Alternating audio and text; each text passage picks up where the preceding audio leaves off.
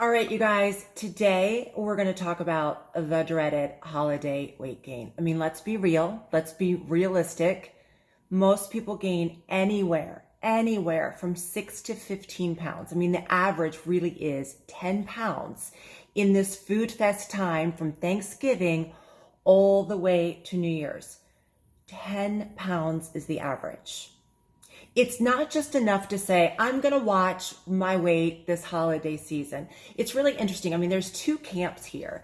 I have a lot of clients whose friends say, oh my gosh, I cannot believe that you started a diet in the holiday season.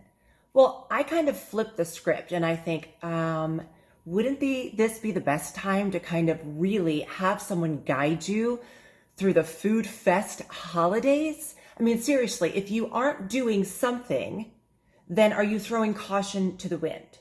So I want to talk you through this. If you are not a client of mine, I want you to go into this a little over a month, about a month and a half, with your eyes wide open. I want you to seriously think about how are you going to avoid an average 10-pound gain. It's a tricky one to navigate all on your own. So you have to really separate this. So let's take each holiday by itself, and I'll give you some tips and tricks to do right now. Thanksgiving. Thanksgiving should be a one-day event. As a lot of us call this, it should be a day of memories over macros. Really think about that. That one day, as a coach, if you were my full-time client, I would never say to you, no, you shouldn't be doing that. It's Thanksgiving. You shouldn't be eating that way. No, that is a day to have memories over macros with your family and friends.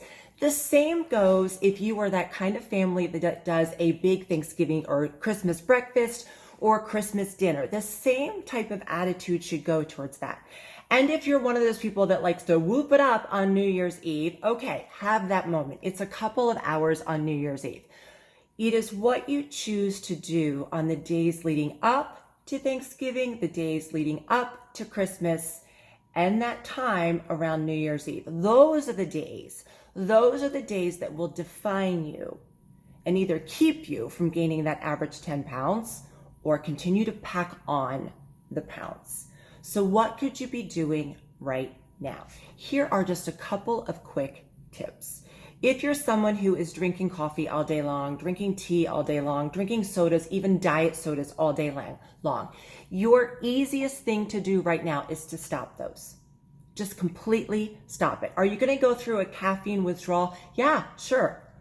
But you're going to replace all those liquids with water.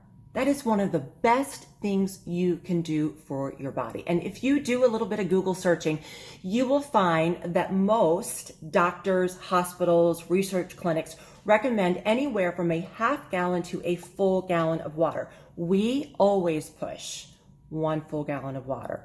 Trust me, your skin will thank you, your body will thank you, your brain will thank you, and your fat cells will flush faster if you have that gallon of water. One other thing you could do right now is cut out everything white. Think about that, like cutting out potatoes, cutting out bread, cutting out rice, things like that. If you just think, okay, I'm going to eliminate anything white, cereals, pastas, just eliminate that. Say no to anything white for the next 45 plus days. Those two tips alone can help you. Now, here's the biggest one. Depending on how COVID situations are where you live and whether restaurants are open or the enormity of the pandemic in your area, there is one big thing that you need to do right now. Look on your calendar. Are your months, your November and December, filling up quickly with holiday events? Maybe your company is doing a holiday party. Is it filling up quickly? Maybe you're just planning on doing like neighborhood things. Maybe you would just have a bunch of family parties planned. I want you to really go through your calendar because, as I said, it's the days between Thanksgiving and Christmas that can really throw you up on the scale. How many events do you have planned? If you're looking at 3, 4, 5 events and they're all food and alcohol events, sweet friend, you really need to narrow that down to 1, maybe 2 events that will be food and alcohol events. Really pick your poison here.